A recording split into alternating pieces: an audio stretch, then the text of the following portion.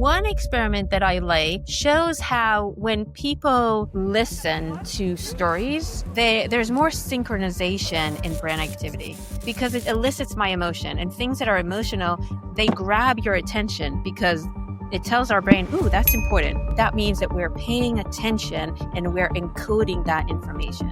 Facts on their own, yes, they're a bit dry, and so they don't grab our attention, and they're less likely to change our beliefs. The other thing that's really helpful for changing people's beliefs, informing beliefs, is Dr. Tali Sharot is a cognitive neuroscientist, director of the Affective Brain Lab, and a professor at UCL with a faculty role at MIT, which basically makes her a world-leading expert on why humans are so damn hard to change. She's the author of The Optimism Bias, The Influential Mind, and Look Again, where she explains why we ignore bad news, why fear backfires, and how we slowly stop noticing the good stuff that's already in our lives. Her TED Talk, How to Motivate Yourself to Change Your Behavior, has over 17 million views. And in this episode, we go deep on the hidden rules your brain actually follows, the levers that work and the ones that fail, and how to build change that sticks in 2026. Subscribe if you want to stop your brain from treating reality like background noise and start noticing what's been right in front of you the whole time. Tali Sharot, why do facts and logic never seem to actually change people's opinions? Ooh, I wouldn't say never. No, I think facts and opinions do change our minds, but maybe not to the degree that we would think they should. Yes. So sometimes they don't. And I think those times that it's kind of difficult to change people's opinions, even with facts, is when they already have strong opinions of their own. And those can be quite resistant to facts because, for example, one thing that people can do, let's say I think that wine is good for my health, and you tell me, no, wine is bad for your health. And you give me some data or tell me about experiments. So what I tend to do is I will automatically kind of find faults in the experiments that you tell me about, right? Or I'd say, well, you don't know what you're talking about. So I will reevaluate it in that kind of way. I may even come up with more reason and more evidence of my own of why my opinion is correct, that wine is really good for me. So that's one issue, that we have our own opinions. We have what we call like priors, right? And we evaluate the world relevant to our priors. And in general, that makes sense because our prior beliefs, most of them are correct. We like to focus, scientists and journalists or whatever, on those things that are not. But most of the things that you believe in are correct. You believe that the sun's going to go up in the morning, although now I'm in London, so there's no sun. But, and the sun will go down at night, and all the things that you believe, most of them are true. And it wouldn't actually make sense for you to just change your mind every time that someone comes in and tells you something different, So there is a reason for it, a reason that's kind of rational. The other thing that kind of makes it difficult to change people's mind is that often, not always, but often, the beliefs that we have, we are motivated to believe them. There's a reason. So if I believe that, wine is good for my health, I'm motivated to believe that because I like wine, right? And that gives me, if I believe it's actually good for my health, well, then I can drink it and not have guilt. Yes. So a lot of times it's not that we just believe anything. We believe things because there is some kind of value to that belief.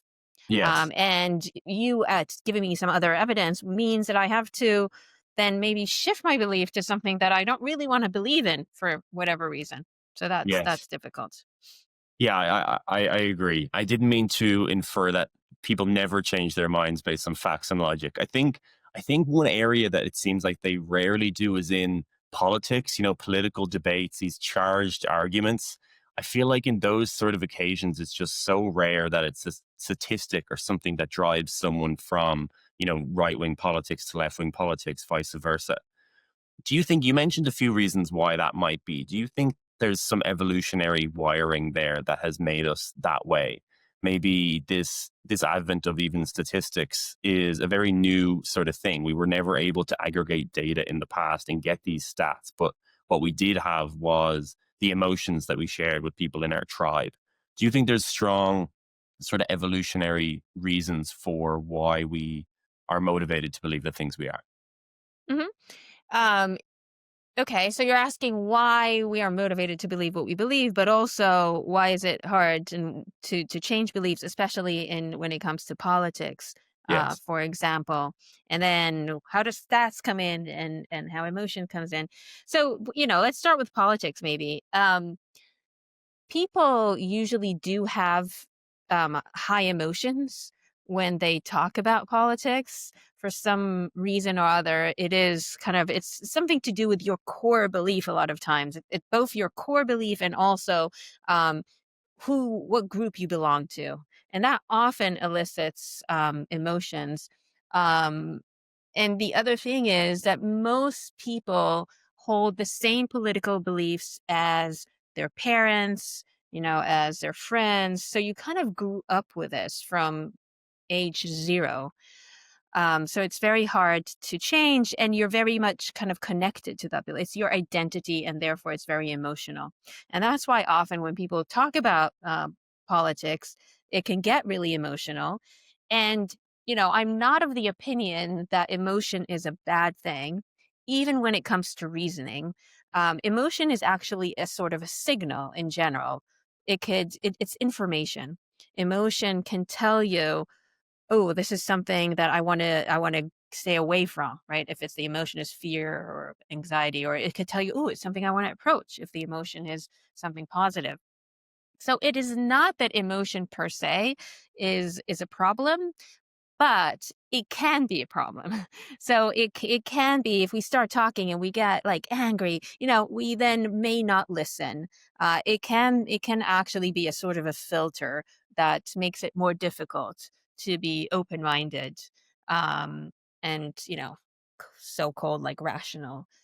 If you would like, so that's a problem. And then on the other hand, and you kind of alluded to that, our emotions tell us what's true as well to some extent, and it helps shapes our belief. So if you tell me something, and it's, let's say it's even like funny, okay, so that's kind of emotion, I'm more likely to listen to you, because it elicits my emotion. And things that are emotional, they grab your attention because it tells our brain, "Ooh, that's important." Whether it's funny or scary or joyful, our brain says, "Ooh, that's kind of important." So I'm more likely to attend to it, and I'm more likely to remember it. Yes. So facts on their own, yes, they're a bit dry, and so they don't grab our attention, and they're less likely to change our beliefs. Um, and as you said, the other thing that's really helpful for changing people's beliefs, um, and forming beliefs, is narrative, is stories.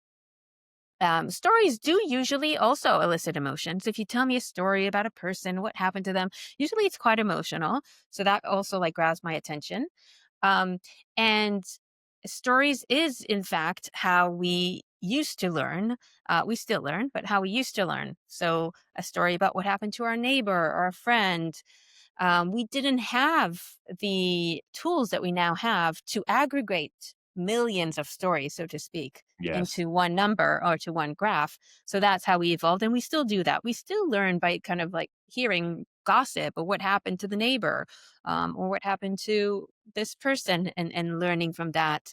And it definitely has, on average, I would say, more impact Yes. than just a figure or a number. Yeah. Do you have any really good experiments that might highlight this if we break apart, just a strictly facts and logic based approach, an emotion narrative based approach in terms of changing someone's mind or changing someone's behavior? Are there any good experiments that sort of highlight that well? Well, they are. I mean, there are a lot of kind of experiments like that. I'll tell you about a few that I like because they kind of touch on mechanism as well. Um, so one experiment that I like, shows how when people listen to stories, and even more so when they're kind of like emotional stories, there's more synchronization in brain activity. Mm. That means that what happens in your mind when you're listening to a story, and especially an emotional one, looks a lot like what's happening in my mind. And that happens much more when you're listening to a narrative across individuals. And what that tells us, it tells us that there's a tension to this story, right? Because if you were just kind of thinking, I'm telling you a story, but you're thinking about like what you're going to have for dinner, well, the activity in your brain would not look like activity in my brain. The fact that the activity in a lot of people's brains look similar when things are a narrative and are high in emotion, that means that we're paying attention and we're encoding that information. And that doesn't happen as much if you're just like listening to a presentation with some, graphs, because what happens is you kind of drift, right? You start thinking about what you're going to have for dinner. Um, so that's kind of a nice set of studies that Yeah. has been shown. I think the most important one in my life, and I think a lot of people can probably relate to this, is trying to get people in my life to exercise more, mostly Hmm. my people in my immediate family. And I guess my initial question on why facts and logic just don't seem to get there is it doesn't matter how many of these great podcasts I do with amazing people like you that tell me facts about how exercise is so important for brain function, for cognitive flexibility, for basically every facet of the brain and body. I will relay that onto my dad and it will not make an impact.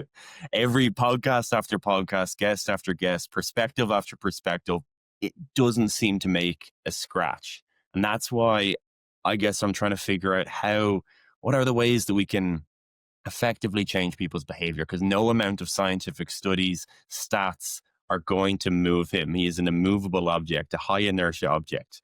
And I feel like this is something a lot of people can relate to, especially for people that we love. How can we effectively get them to change their behavior? Yeah. Okay. So this is a little bit of a different problem because now in this case, usually the problem is not that people don't believe you. I'm sure your dad believes you that physical activity is really good for health. And Yes. most people who don't exercise, they know that exercise is important, but they still don't do it because, exercise is effortful. It could be painful. And so they don't do it. And so then now the question is less how to change their beliefs, but how to change their behavior. Because interestingly, a lot of times beliefs are related to behavior, Yeah, I would have but thought it's those are it's almost not. the same thing. That's interesting that you Well, do differentiate. oh, well, no, because I mean, how many things do I believe, but yet, like, I don't bring myself to do, right? I mean, Fair. Yeah. yeah, there's a relationship, but it's not that strong, in fact, Right. between what we believe and what we actually do. Um, so then the question is how to get people to do things that are good for them, and they know they're good for them, but they don't do it because it's effortful, or they decide to do something else, instead. So there are a few things that work, and the first thing to comes in mind when you put that example, the example of getting your dad to work out, is social incentives, and they can like come in two flavors. So first of all, if I actually got my parents to start going to the gym. My dad always like exercise just running outside, but I got them to get to the gym like decades ago now. And I think one of the reasons that I could convince my mom relatively easily to do it is that she came with me. It was like, oh, this is an opportunity to spend time with her daughter. And in fact, now they go a few times a week. Who the people that don't exercise are my kids. And I actually had this conversation with them yesterday. And they say, no, we have to be in school. But again, they don't. And when I do get my own daughter to exercise is when I take her with me to a gym class. We Right. go spinning. So I think and it's a social incentives, but another way to think about it is there is an immediate reward beyond what we're talking about. So when you go to exercise, I enjoy it. I get a kind of like an internal reward, but a lot of people don't necessarily. And so what you need to kind of promise them or what they need to promise themselves is another type of reward that they really like. So, for example, maybe for my mom, it would be like hang out with me in the gym. But for other people, they say, well, I go to the gym and I go on the treadmill and I allow myself to watch really trashy reality shows while I'm Huh. running, which I don't allow myself to do otherwise. right? Or maybe even listen to a podcast. Doesn't have to be trashy, but and in fact, that does have an effect on me. When I go running, one of the things I look forward to is listening to a podcast that I want to listen to, right? So I do that while I run. So you kind of think about what are the immediate rewards that you can get for doing that thing, whether it's social or otherwise. It could just be, it could actually be money. There's studies showing that if you give people just like a little bit every time they go to the gym, or even points that they can use then for like flights or holidays, they are go to the gym way more frequently. So Interesting. those are immediate rewards. And then if you go back to the social incentives, it's not only hanging out with other people, which is a reward in and of itself, but also a sort of a competition often helps. Right. So if there's a little bit of a competition between people in the same family and you get points for doing what it is you're doing, or maybe the competition is even between groups. Right. And my kids' school, they have houses, and each house, kids can get points for doing good stuff, right? And so they're really kind of motivated to get those points, Right. not only for themselves but for everyone else. And then the third tactic that really works is progress monitoring.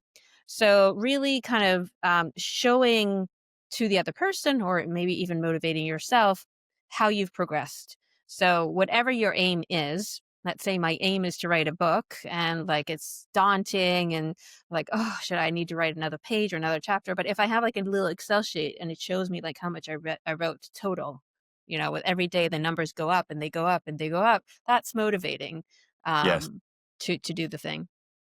The 2025 is the year that me and you are going to fix our sleep. Now, that does not mean that we need to go full Brian Johnson on it, but one thing we can do that's super easy is to buy the highest quality sleep mask on the market, and that is Manta. I've been blown away by how much better I sleep with one of these on. It's just a fact that people are not sleeping in completely dark environments, and studies show that that affects sleep quality, time to get to sleep, and increases the fragmentation of your sleep. I have tried other sleep masks. I first bought one on Amazon last year for like €5, but the problem is they're just really poor quality. They don't really block out any of the light, and you can't adjust them to your planet-sized head. Manta is fully adjustable, so it literally will fit all of the strangest and weirdest size heads out there, like mine. The Manta mask is literally completely blackout. I have studio lights coming at me from here, and I can't tell the difference. It is absolutely pitch black. This is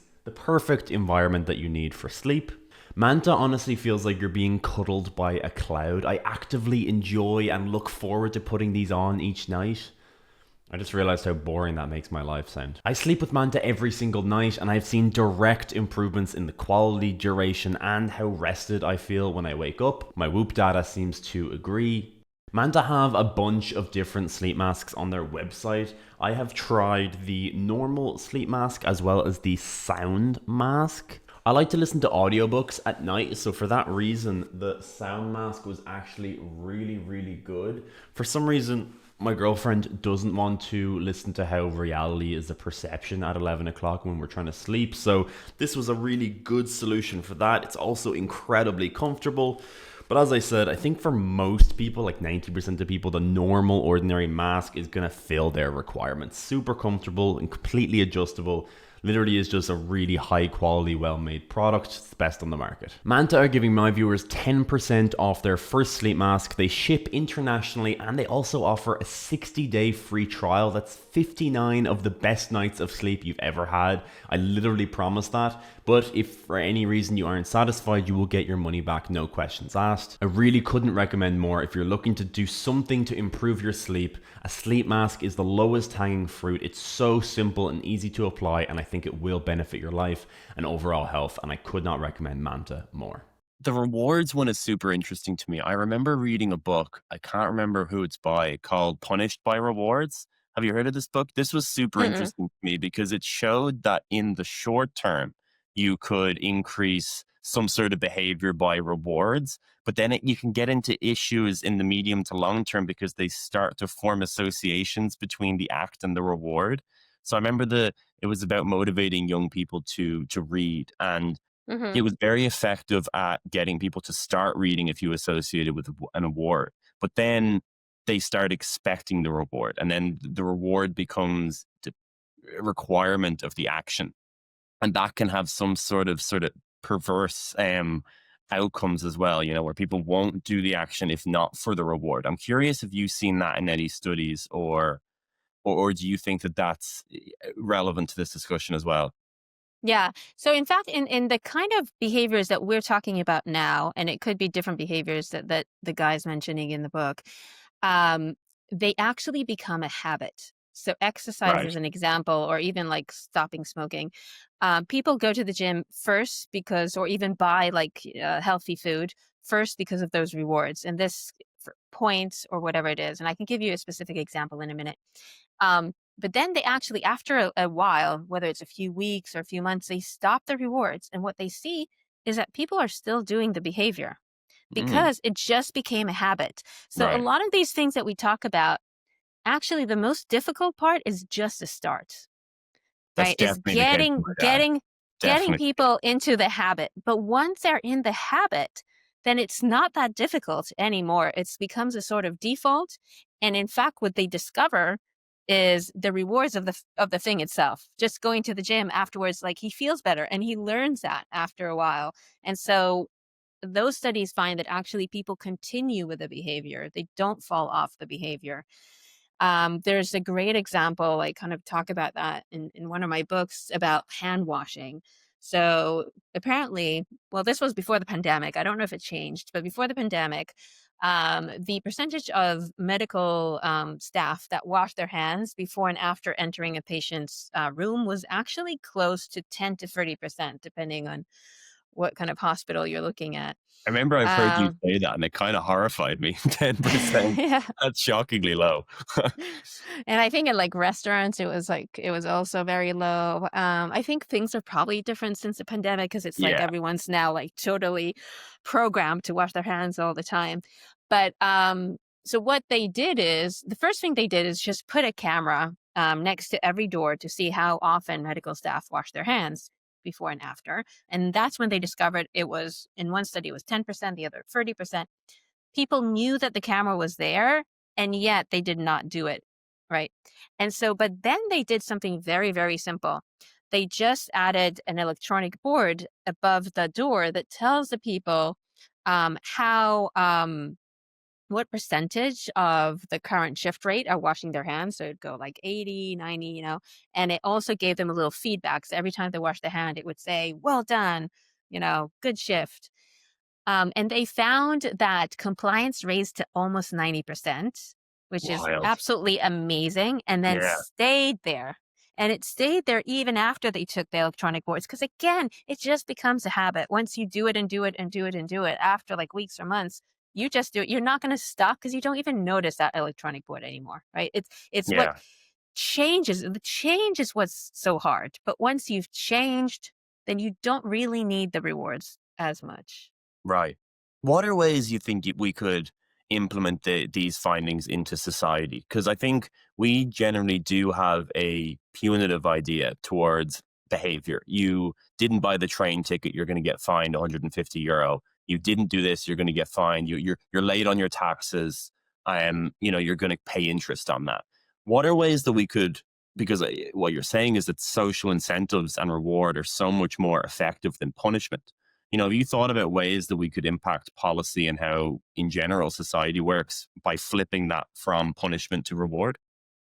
Yeah, and I think people, you're absolutely right. I do think a lot of the focus is on punishment. And although it is changing, like for example, in schools nowadays, it's not like it used to be, you know, back in the day, I think it was more about punishment. Is that they like, when my dad went to school, it was like they would hit them, right? And when I went to school, they'd put you in the corner. They don't do any of that at schools now, and there's a lot of focus on rewards.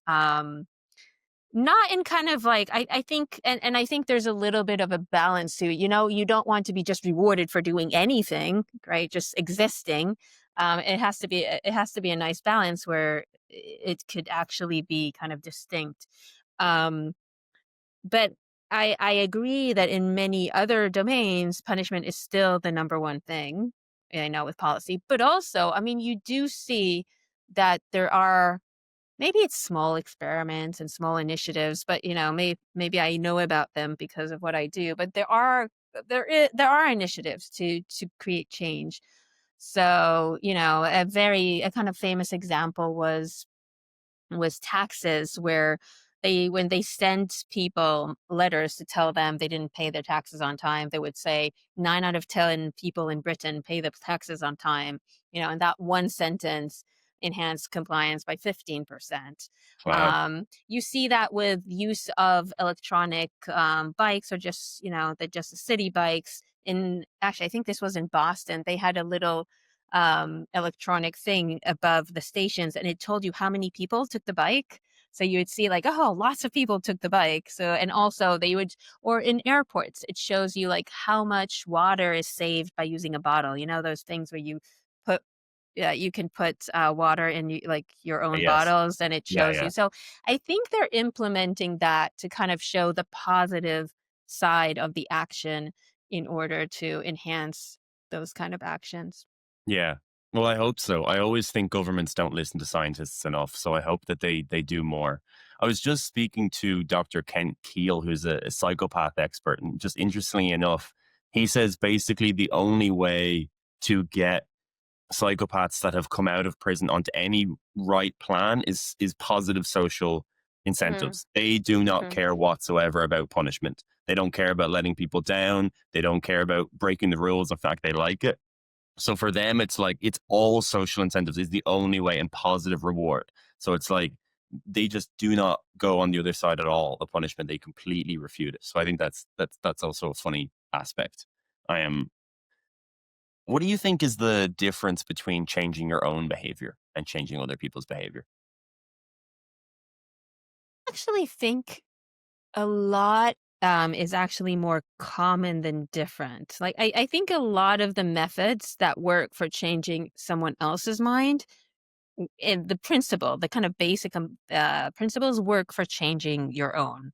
Right? So you can give yourself those rewards, or you can give them to others. You can help others see progress, or you could do it yourself. And punishment, as you said, we have this default a lot of the time to highlight punishment. If you don't do this, I will punish you in this way. But we do it to ourselves as well. We kind of punish ourselves with like negative feedback in our mind. So we do that automatically too. And that's something that we want to change, not only in how we interact with other people and in society, but also kind of how we interact with ourselves. So thinking about like going to the gym, think about it, oh, I'll go to the gym, I'll kind of like, well, if I will feel better, I'll be healthier, rather than think like, otherwise I'll be fat, or otherwise I'll be sick, right? So kind of reframing it in a positive way, both in your own mind, but also when you talk to other people. I think the advantage maybe is that we know a little bit better what is important for us.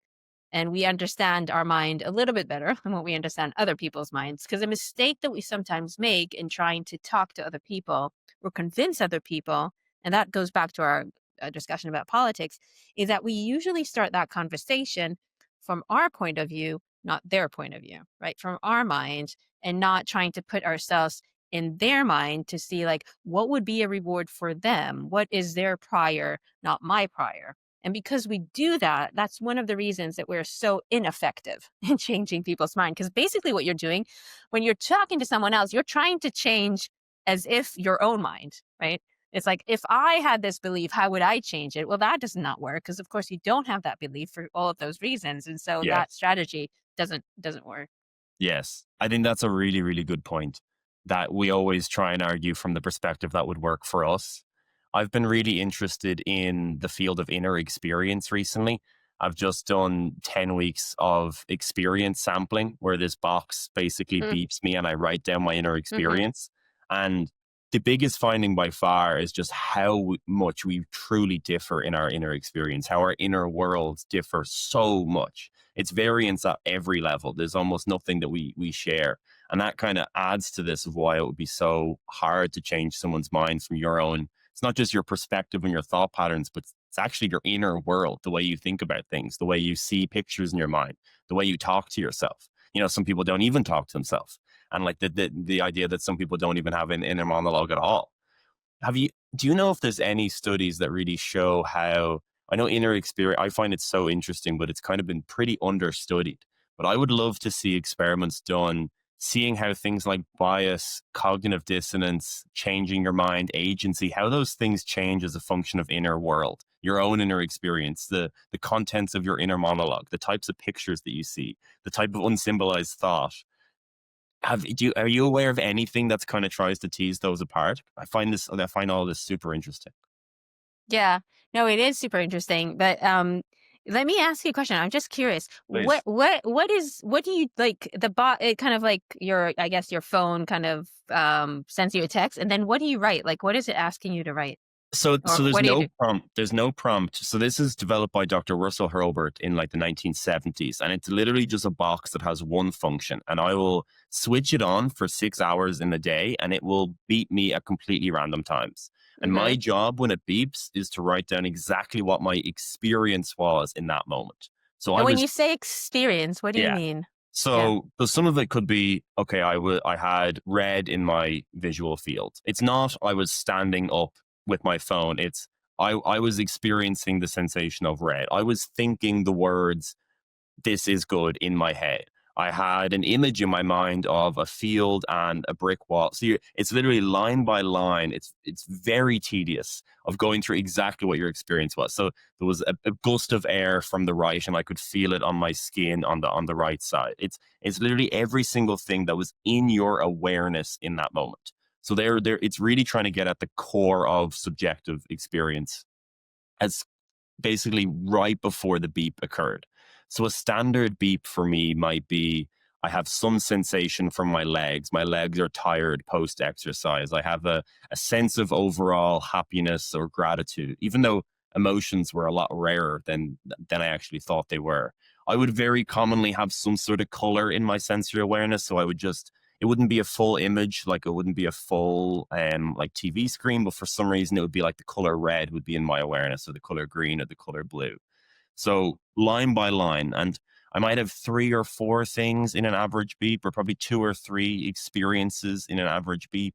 I am, and yeah, it's super interesting process, because again, my predictions of what my inner experience would, I thought they were nothing at all like they actually were 10 weeks in.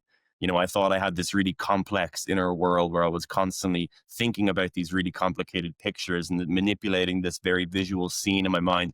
That almost never happened. I thought I experienced emotions a lot more than I do, but I only had 2 or 3 actual moments of being aware of an emotion over 10 weeks. Um, but yeah, the main finding was just that no one really understands their inner experience. We live in such a distracted world that we don't really take the time to really think about what we experience inside. Yeah, that's interesting. So we had an idea. We haven't done this, but now I'm thinking maybe we should. Quite a few years ago, but there's all these studies looking at how what you're doing at a specific moment impacts how you're feeling. So there's one of the famous studies. Daniel Kahneman was one of the authors. And they had all these things that people do: commute, play with their kids, work, and then they said how these things impact people's happiness. And some of the findings was the worst time of the day is commuting. That's like has the most negative effect. But then I think like interacting with your kids was also one of the worst things according Oh to no. that study. But I think that is, it depends like how old and what you're doing. I think probably it was people with younger kids were just, I don't know, bathing them or something. But anyway, we were interested in our kind of thinking was that how you are feeling is probably it is impacted by what you're doing, but it's also impact, as you said, but your internal experience. It's not necessarily driven from the outside. And specifically, Yes. we were thinking more about thoughts. So not so much like things that you were saying, although it could impact too, like color, but just how what I'm thinking in a certain moment, how does that impact my well-being? Yes. Not, and that could be like, it could be positive or negative thoughts, but it could just be like thoughts. I'm just like, oh, I'm thinking about some scientific question. Maybe that has a positive impact on my well-being, right? I have some kind of philosophical question that I'm thinking, whatever. I'm thinking about a friend. So we're really, I mean, we haven't done this yet, partially because it's a little bit more difficult than just having like, oh, what you doing? And you're just like eating, reading, right? It doesn't Sounds take you a lot of really time. hard. If my first Yeah. thought is that that sounds really hard. Yeah. Anything subjective experience. Like it took me 4 weeks, I think probably about 4 or 5 weeks to get any good at this process. Like he kind of threw out my first, one part of the process I forgot to mention was that after you write it down, I would get on a call with Russell. We would go line by line through the experience. And in that back and forth, we would kind of refine what I likely actually was thinking about or So if you I do had that every time? Every every like, time, yeah, yeah. I've done oh over wow. Okay. oh, so 10 That's a lot. I've done Yeah. 10 hours. So we did 10 sessions, 10 hours. I did one on LSD. I did one on cannabis, which is super interesting. That was basically impossible to do. But yeah, you would go line by line through the experience. And I might say something like, I was thinking the words, I love my mom. And then he'd say, well, what were exactly the words? Like what exactly the words? And I'd be like, okay, maybe I wasn't actually thinking those words, but I was just thinking conceptually about the idea that I love my mom. And those Hmm. two things you really can't tease apart unless you have someone who's really trained at this. He's been doing it for 50 years. If you're doing this study, I would definitely connect you because I think he would be just the perfect man for it. I think he would tell you all of the ways that it would be really hard. But like Yeah. mixing the feeling in with the thought, I think that's even hard to. One, people aren't necessarily aware of a feeling and aware of a thought at the same time. And then having those thoughts and feelings and then being able to differentiate them at the same moment rather than being different. Like that's just, there's a lot of issues there. I think it'd be so cool and it's amazing work. It's super interesting. I could just see it being very difficult. Yeah. So I think that's why, although we had this thought, we haven't done it. But I think that's also why other people haven't done this kind of work so much, right? Yes. Because Yes. it's easier. It's still not easy, but it's easier to measure and observe people's behavior or to look at physiological response, right? But to have like access to really what's going inside is very, very difficult. So, Yes. yeah, that's something that there's not as much work on. Yeah. I wish there was though. I just think it's such an interesting idea that we all have such a Hmm. radically different inner world. And I think it could help connect us in a strange way if we really did understand how radically different it was. Like Hmm. the studies now are showing that maybe somewhere between 2 and 4% of people don't have mental imagery. They can't voluntarily generate mental imagery. I only found out recently my sister has aphantasia. The age of 31, she found that out. I just think that's so profoundly interesting, and we have no idea how it impacts education, how it impacts therapy, how it impacts politics and changing our minds and pharmacology, drugs, like there's just so many different areas. Um, you're right that it's really hard to study, but I feel like we need to make progress on it somehow. We need to make inroads because I feel like it has much larger implications for society than maybe we give it credit for. Yeah, no, it would be very interesting. Um, yeah. And another aspect of your work that I'm super interested in is habituation and complacency. So I just relocated from Barcelona back to Ireland. So I'm like you that I haven't seen the sun since I left Spain. And I've just been staring at complete grey and rain. But what was super sad is that as soon as I pressed that button to buy my flight home, I had like a flush of emotion that I was not taking. Like Barcelona, gorgeous, beautiful, romantic city. I just took it for granted. I got so complacent. I didn't go to that Picasso museum that I wanted to go to. I never went into Sagrada Familia. I lived there for 3 years. And as soon as I hit that flight leaving Barcelona, I got that wave of emotion of like, God damn it, like, how did I let this happen? How do people not take things for granted? Yes. Well, I think you know what? I think the number one answer is exactly what you did, which is move, change, come Yeah, back, um, take a break. So, usually we say, okay, so you habituate to everything, good or bad, and that means that you will habituate to the good things just in your environment. And so you can live in a fantastic city, whether it's Barcelona or Dublin, but not feel the joy as much as you should, and not, and also not notice things Yeah. as much. And so you really want to kind of dishabituate. And the two ways to dishabituate, which are kind of related, is one is taking a break. So moving yourself from that situation, moving yourself from that place. And it could be for a short amount of time. And then when you come back, you're more likely to notice. Like how long you have to go, I don't know. It could be that it's just for a weekend and come back. So I live in two places, in Boston and in London. And every time, when I move back to the other place, I'm kind of like, "Whew," so nice, and Yeah. I also miss the other place when I'm not in it. But of course, once I'm like in Boston or in London, after a few months, I kind of habituate again. Um, and then I move, and then I dishabituate to the new place, and so forth. So changes, and you don't have to live in two different places. But I think perhaps, even if you were leaving Barcelona for the summer and then coming back, you'd probably um, be less likely to take just things for granted. So do move Yeah. yourself. And it's not only places, it's also relationships. It doesn't mean break up the relationship, but if you're just moving yourself, you're just like, oh, I'm away for a week and then I come back. Well, that again kind of changes your ability to see what you actually have. Um, Whatever it is you're habituating, it could be to your job or to physical things in your environment. So that's kind of taking breaks from things. The other related kind of strategy is changing. So imagine, for example, you would change where you live in Barcelona. So you'd move flats to another neighborhood, right? Then suddenly everything would look new again, right? You may be more likely to kind of explore at least your immediate environment. Um, if you are changing, we talked about sports. So a lot of people just do the same thing again and again, and that's good.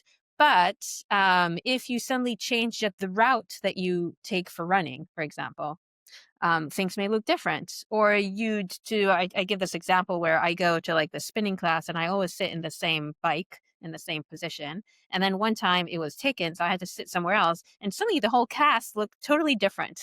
My experience was absolutely different just because I was sitting in a different place, seeing the whole thing from a different angle.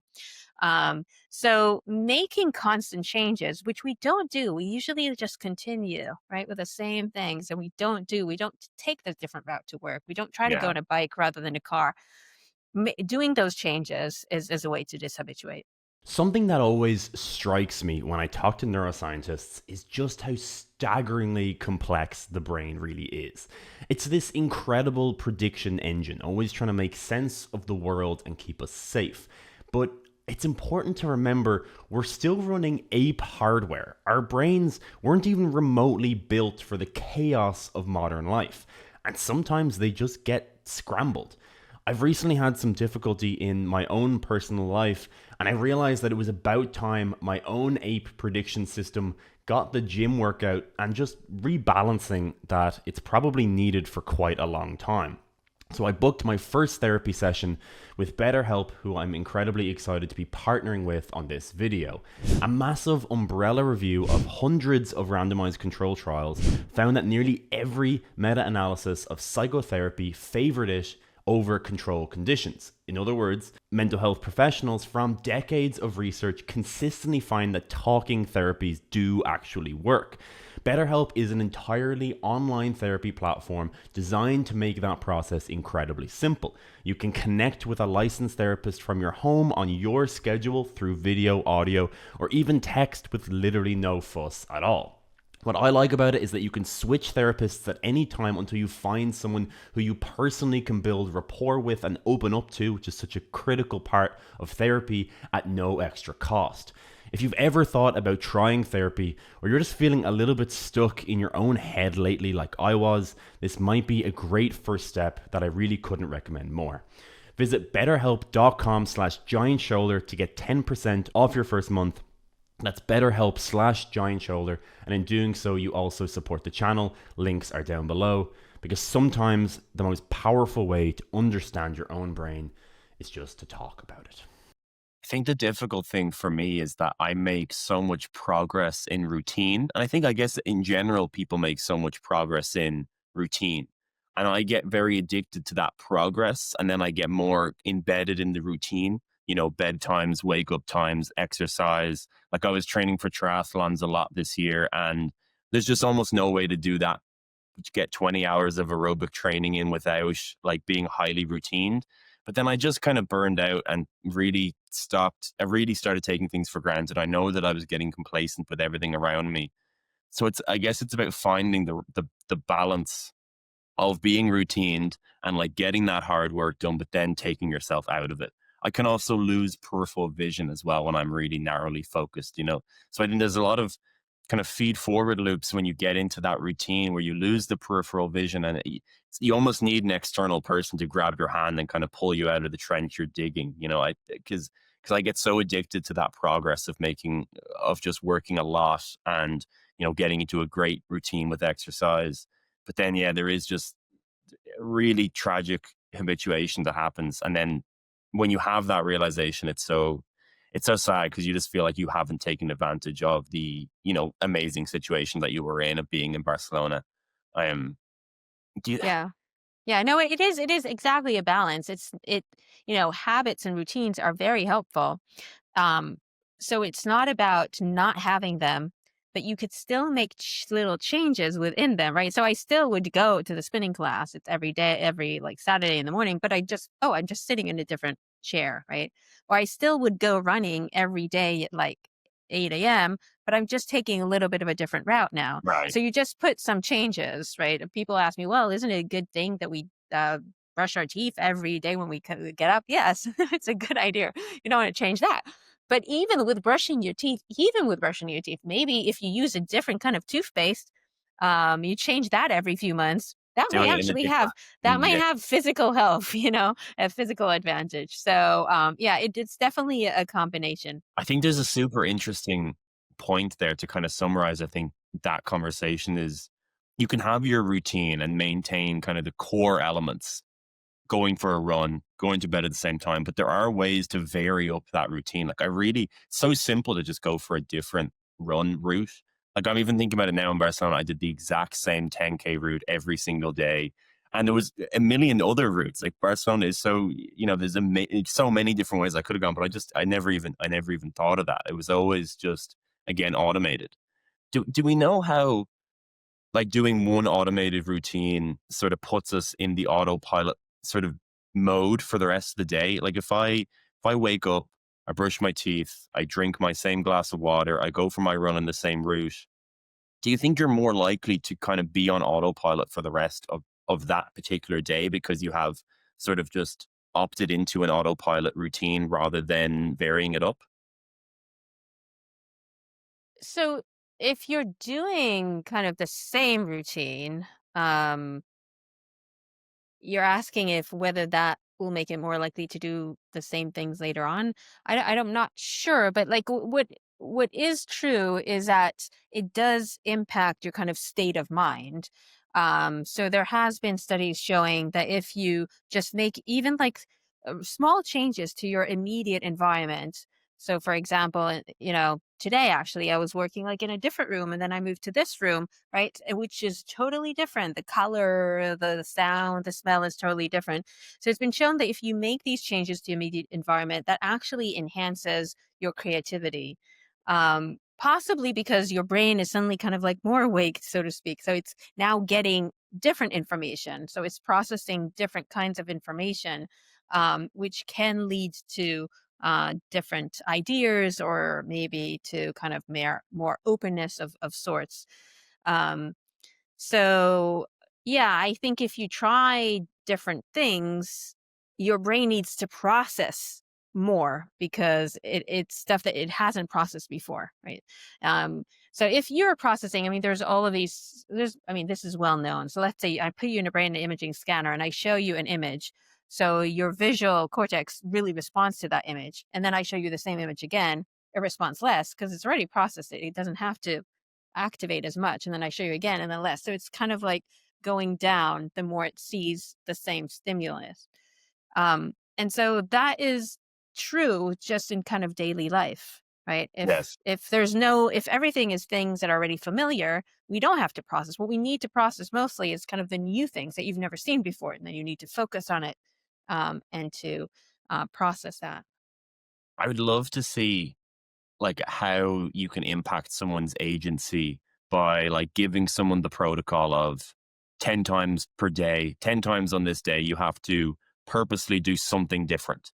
Like you have to brush your teeth in a different room than you would usually. You would use your left hand rather than your right hand. You're going for a different walkway to work. Like if you just make someone vary it up, how does that change the like holistic agency of that Hmm. person? You know, are they more Hmm. likely to then move to Bali and start a surf club, or you know, like how can it? Well, do you think have making those really small tweaks in your daily life over time could push you over the threshold of like making a really big life decision? Completely speculation here. I just think it's an interesting Yeah, idea. yeah. I don't know. I Maybe, but agree. it would make your life a little bit more interesting For sure, at the very least. because just walking around in a different neighborhood, that is a little bit more interesting. And in fact, there is studies showing that it's better for your well-being. So there's a great study that was conducted by Kate Hartley at NYU, where she tracked people's movement over weeks and months. And then she calculated how diverse those movements were, right? Are you doing the same thing, right? Homework. Are you going to different places that you haven't been and so on, and tracking their well being, their happiness and so. And she did find a relationship between diversity, like of location, Yeah, and people's well being. So at super. the very least, it will enhance your well-being. Of course, she didn't. Okay, there was a whole thing about causation, which is it's just a correlation. We don't know if it's causing what's causing what. They did try to do some analysis, a Right. temporal analysis, to see whether a change in where you are in movement then leads to well-being, and they seem to suggest that it does. So then, I'm thinking changes will enhance your well-being. Whether then you will do something crazy, or like really different. Yeah. Maybe. I don't know.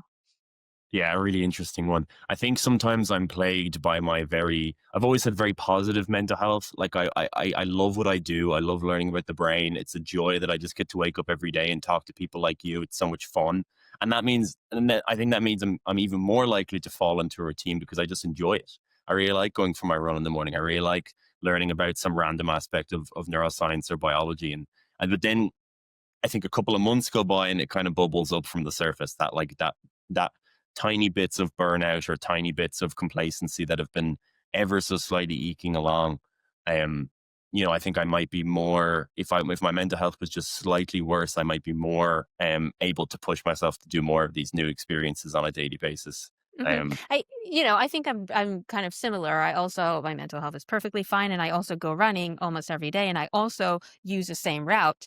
But then once in a while, for whatever reason, I suddenly take another route because I had to first like drop off my son somewhere, and so I was like, oh, let's run here. And I find like, ooh, I really enjoyed this. And I was more like attentive than I usually am. yes, Um, and so it's not that there was a problem that led me to do the change, but I just coincidentally did a change, and I enjoyed my run much more than I do usually. right. It does. It makes you more aware for sure. It brings you into the Hmm. present moment. I wonder what's a practical takeaway for someone listening to like implement that in their daily life because gradually over time we'll always regress back to the routine, right? Constantly, even if we do different running rates for a while, I think there's just a constant like residual regression back to that mean. I am I don't know. I Yeah. wonder is there Which is fine to regress back, but like once in a while, just take yourself and again yeah, out just of it, keep doing it. and you'll come back to just doing it again, and then take yourself out. And it could be those small things, and it could also be bigger things, right? Yes. It could be going away if you can to live somewhere else for a few months, right? It could be something bigger like that, or working or taking you at like a course in something that is not your main thing, which is your job. Yeah. That's another way to do it. Yeah. I think that's all super interesting. Another another area of habituation that I think is super important at the moment is people desensitizing to like extreme images of Mm. war, of poverty, of inequality. You know, this is all really strange to me as well in terms of where this goes in a decade's time, what the implications will be of, I've been seeing these AI TikTok slop real sort of things where it's just this constant AI, which kind of blows my mind that anyone finds that entertaining, but some people do. And I think Gen Zers specifically do. But like, what does that do to our reward system when every single swipe is literally the most fantastical, insane thing that you could possibly imagine? Um, and what sort of implication that numbing has. It's not hard to assume that over time, with that, even generation after generation, we just stop being able to gain any pleasure from the trees, from the sea, from small things, when our reward system is so sensitized to just this insane level of stimulation. Yeah. So you actually started with the horrific stuff, right? How we Yeah, habituate and desensitize to things like the war, the videos related to war or to other terrible things. And yeah, that this is something that I've been thinking about a lot because yeah, obviously before social media, before the internet, we'd see stuff on the news, but it was kind of curated, and it wasn't with the frequency that we see things now. yes, And I absolutely, I mean, I would feel it myself, right? That you kind of like horror of, and also of just like rudeness online and things like that. That yeah, at first you have a huge response, but after a while you kind of get used to it. So then, what does it mean? Like, for example, it could mean that you won't do anything about it because it doesn't like grab your attention. Maybe you won't report these things. Maybe if you see them in real life, you won't act in order to try to reduce them. So that I think that's a huge problem. Now, the other thing that you mentioned about kind of like the positive and the rewarding side, um, on one hand, it's true that it's easy for us to get these kind of immediate rewards of just watching like a fun video, right, or something like that. On the other hand, it may be at the expense of other type of rewards, of like real life social rewards, for example, or the right, reward of going for a run, for example. And also related to that is the problem that, and this is an obvious thing, where you see all kind of posts from other people that seems like they have all those so-called rewards. So they are going on vacations. They have, the the partner, the kids, whatever it is, the great job, the great award that they got, right? And so that does a few things, I think. It could shift the threshold of what you want, right? Because now, like, what's normal is different from what you would otherwise think is normal. So now what is enough to satisfy you is actually much higher than it would have been otherwise. So all that put together, what I think my point is that I'm not sure when it comes to what you're seeing online, when it comes to the positive stuff, whether that makes us um want things more or want different things or be more satisfied or actually be less satisfied. yeah, I tend to think it probably is in the direction of less satisfied, right? right. Because you're like, well, now I need all of this. How all these people have this, and I need that much, and also things that are kind of small because they're so frequent are not enough. So I might need more than that. So I think all that could have perhaps a negative impact. You have to think so, especially as we go generation after generation. Like, we're seeing this advent of now wars happening in real time on CCTV cameras and people's handhelds running through war zones, and it being put into short form content, and people are y- like, it's very hard to imagine what that's doing for us over a number of years, but like for my children, for my children's children, like, where is this going, and where is it going with VR is another area that I'm super Mm. interested in. Like, I made a video a while back about the effects of the Apple Vision Pro on the brain when that came out, and just all of these studies showing that like if something is realistic for the brain, it really can't tell what's real and what's not real, and it can shape our beliefs in very serious ways. And even if we find out after the fact that something was fake, like a deep fake, it might not even change how our models adapted. Like we see, I don't know, Donald Trump punching a woman. That might not change any of our models actually, because that's perfectly aligned with what we might expect. But you get my point, is like that even finding out something is fake, it doesn't necessarily just, the models don't just switch back to our pre-seeing state. And how that will impact stuff like polarization, future political cycles, elections. Have you thought much about sort of this content media like diet that people are getting, how it's affecting us cognitively, how you think it's going to affect society? Yeah. So first of all, there are studies showing this, that even if you show people whatever posts or content and then you tell them it's not real, it still has an effect. Yeah, So that's clear. Um, and I mean, when it comes to virtual reality, for example, first, I mean, we've done some studies with virtual reality, so I brought it home. And first of all, it's super addictive. yeah, It's like there you kind of, if it's around you, you kind of feel like, oh, I have to keep using it. But one of the things that we studied is fear with virtual reality. So we did the one where you go really, really up high, the top of a skyscraper, and then you have to walk out on a little plank and you look down. And, I've done this, and it is this kind of odd sensation, which is part of your brain knows that you're in your living room, standing on your floor, but at the same time, you actually think like you're going to die. yeah, It could be really scary. And yeah, I think this is a great example of how this kind of like being conscious that you're like, I know that's not real, that is not enough yeah, to change your emotions. For sure, that's not enough, right? And even not perhaps to change your behavior. Um, that's a really good example of that. And if we go back to social media, so X, previously known as Twitter, has this kind of community notes. I don't know if you've seen this. So there's a post, and then like at the bottom of the post, it might say that people suggest that this is not real or generated by AI, and so on. Um, but what's interesting is it's at the end. So I often have this experience where I read something and I'm like, oh my God, or I see a video and I like, and I absolutely believe it's real. And only after that, I see that under it, it says right. like suggested not real. And I often wonder, why do they do that? Why don't they put it on top? Right?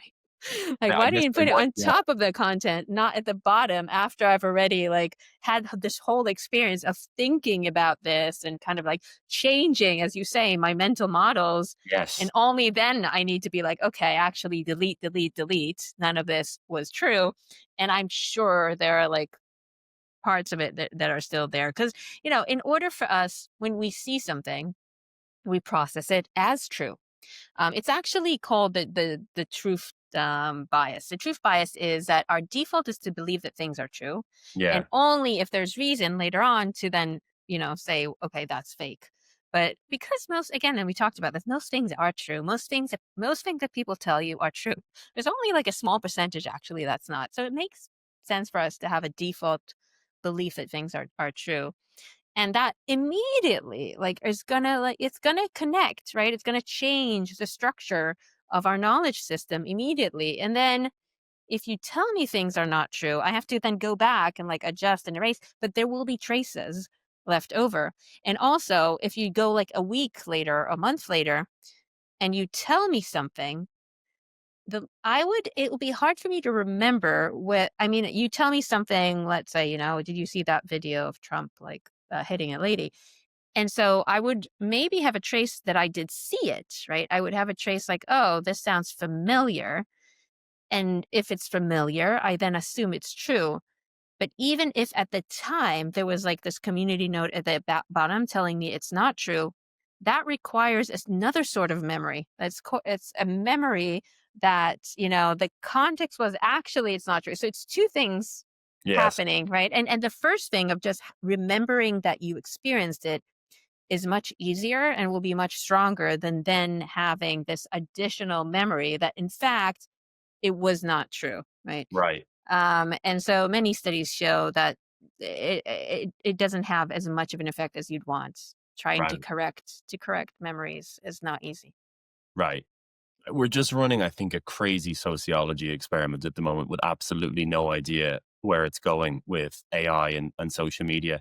Is there anything with all of your research and everything that you know about the brain and cognitive science, is there any particular area that you're a little bit concerned about or a lot concerned about in any of the things we've talked about or haven't talked about the future, about AI, social media, how it's going to impact our psychology, our mental models, society Hmm. overall? Yeah, I mean, I was always concerned about social media from kind of the get go. I think for a number of reasons. The fact there is no uh, governance around what's out there, that anyone can put whatever they want, and the second reason is that it's social. And social really attracts people, right? Being somewhere where other people are, and like, I want to see what other people are thinking, what other people are doing. It's really attractive. And it's also very emotional. So there's this studies showing that your heart rate on Twitter, it looks a little bit like you're kind of doing some really strong physical activity. Um, That can't so, be good. yeah. Can't be good. So social media is kind of like the amygdala of the internet, right? That's like the Right. emotional center, and it's addictive, and it can really get out of you things that you probably don't want to in real life. So and you don't know what's true and what's not true, and people just post whatever they want, and they post things that make themselves look better but are not necessarily right. So it's always a big concern. I'm less concerned about AI, which is not a popular position to take. Some of the things that you said, I am concerned about. The fact that we can use AI to create fake content. Yes. That's definitely not great to then, facilitate these other problems that we talked about. But the actual interactions, just like, chatting with ChatGPT, I know that there are cases that this ended, there's like all these cases where this can add badly, but I think those are, and not to like downplay any of those cases, it is the exception to the rule. Um, and that kind of outcomes can also happen when you talk to other people, not only to a chat box. So I Yes. don't think it's something about ChatGPT per se or any other LLM.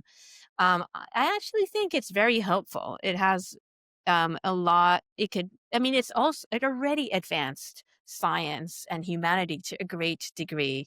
Yes. The protein unfolding, so AI assist in discovery in biology and math is huge.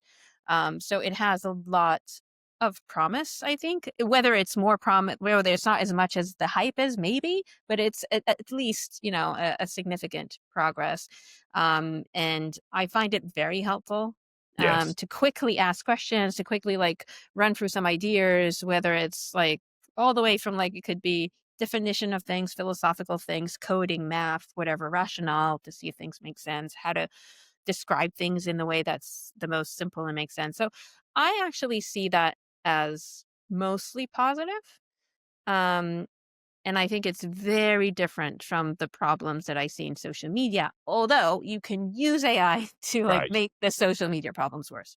Yes. No, I would agree. As someone who is incredibly passionate about learning, it's undoubtedly the best education tool that's ever Hmm. existed. That I can open and ask any question about literally anything, and it will give me a really good answer that like a professional tutor would give. And then if I don't understand that, I can say, please explain it in a different way. And if oftentimes, like on my podcast, I don't understand that, I can ask it again. So I can just keep Hmm. going. And then they'll say one word in the sentence I don't understand. I'll be like, explain that, explain that. And I love that. You can get all the way to the bottom of a rabbit hole and understand a full or understand at a reasonable level a full concept pretty quickly. What about like AI companionship? This one's a strange one. I was reading some stats about this recently, which are kind of boggling. Apparently, 10% of adults in Ireland have had a romantic relationship with an AI chatbot in the last 12 months. A further 12% wouldn't rule it out in the future. 20% of people said they believe romantic relationships with AI will be less complicated than with humans. Bernie, Well, that's 80%? for sure. It'll be less complicated, but like Less complicated, yes. that, yeah. 80% of Gen Zers said they would marry an AI. Now, this one has to be taken with a grain of salt because this was conducted by an AI companion company. But like these stats are a bit wild to me. Do you think this will have I a I have negative a view on hard time imagining. I would have to see like who conducted these surveys, what was a question that they asked, for sure? to be convinced that this. I have a hard time imagining that 10% had a romantic relationship with, a ChatGPT or like an LLM. That seems a little bit. I mean, you'd have to define what it means, a romantic relationship, and so on. So I don't know. I think our need for social. It doesn't mean that you cannot have some kind of thing that feels like a relationship. Um, and I don't want to upset anyone, but it's a little bit like if you think about a Upset people, relationship upset people. with like a relationship with an animal, it's not the same thing. It's not the same thing. But like you can have a relationship with a pet. Um, and a pet doesn't have the same ability to communicate information and ideas to you, right? Um, but you get something that you cuddle. So I think it's like it's a little bit like that where it's not a human and people realize it's not a human. So people can love their pets and can be sad when their pets pass away and try, but it's not a really full substitute for a real relationship with a human. And again, I know people love their pets, but it's not the same as being married to someone. Someone may say it's better for some people. I don't know. So I 20% I sounds less think you're common. like. Yeah, so I think people realize this is, whether they realize it consciously or not, this is not the same type of relationship, and it's not the same type. But it still can give you some benefits of sorts. For me, the benefits are more kind of like intellectual and practical than social. But I do realize that for some people, it could be a social substitute, perhaps. Um, uh, but it's not so much built in that way.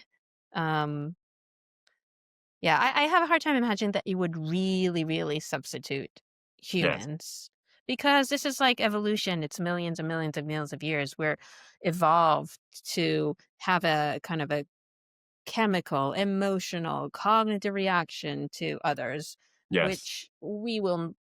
It's a hard way. It's hard to imagine you would really have that kind of thing with an algorithm.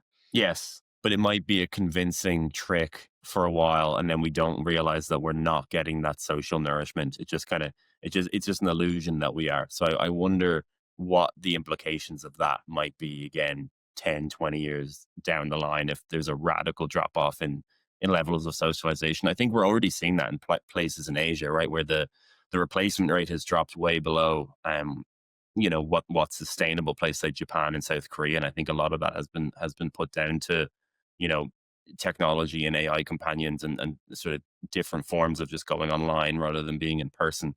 Tali, this has been so much fun. I think you're incredibly interesting. I could go for ages. I have so many more questions. I wanted to finish on something positive. So going away from all of the doom and gloom of AI, I want to know something that you're really excited about in the field of neuroscience, cognitive psychology. Like what's really cool? What gives you goosebumps? What's 10, 20 years down the line? And you're like, I can't wait for that to exist. I'll think of something, but I want to say the most exciting thing in neuroscience or any science is AI. It's Mm, not doom and gloom. I mean, AI has made our science so much faster, so much better. Things that in the past have taken us so long, it could be simple things like coding something that would take my students a month. Now it takes them a day. right. We could do all sorts of an analysis that we couldn't, we do a lot of analysis, for example, with NLP. Um, so natural language processing, putting in huge chunks and getting it quantified in a way. And so it enables us to do amazing things that we wouldn't be able to do before. Also, another thing that we do is um, we could we obviously like test humans, but at the same time, we sometimes test LLMs because LLMs are just representation of a lot of humans, right? So again, we can like really much easier and cheaper and faster get insights on how humans may behave without even testing humans first. We can Yes. test it and we need to verify that later, right? But we can start getting a lot of insight. We do a lot of things now. For example, we're kind of like we have a project where we're kind of mapping up knowledge systems, how you think about the world in terms of concepts and the way they relate to each other, and we could do this. Um, and some people have tried to do this before, but we can do it now so much better with more precision because of these tools. Yes. So I think they're absolutely helpful and absolutely will advance almost any field in psychology and neuroscience. Yeah. I agree. And I like that perspective because I think most of the guests have had quite negative perspectives on AI in the long run. But I agree that we are seeing huge benefits now. I wouldn't be able to do this podcast without ChatGPT in its current form, researching for 3 or 4 different guests per week, completely different fields of Mhm. neuroscience, but which I might know little about to nothing. I am going from 0 to 1 on a new field is just like it's never been like this before. And as someone who's self-directed and loves to learn, I think it's great. Tali, Yeah, thank you so much. It's my it's been pleasure. amazing. It's been so much fun. Again, I've so many more questions. I will have to keep them for a round two, but I think your work is super interesting. I remember first watching your TED talk 10 years ago now. That's just exploded. It has 17 million views, I think now, which is wild and crazy and cool to see. But I've been a fan of you for a while, and I appreciate you coming on the show. It was my pleasure. Thank you so much. The Giant Shoulder mission is to explore radical ideas in biology, neuroscience, and consciousness and elevate those stories to the highest possible level while keeping them accessible to everyone. If this interests you and you want to support independent science, then please consider subscribing to the Clips channel. Check out our 26 Neuroscience book. You can download it for free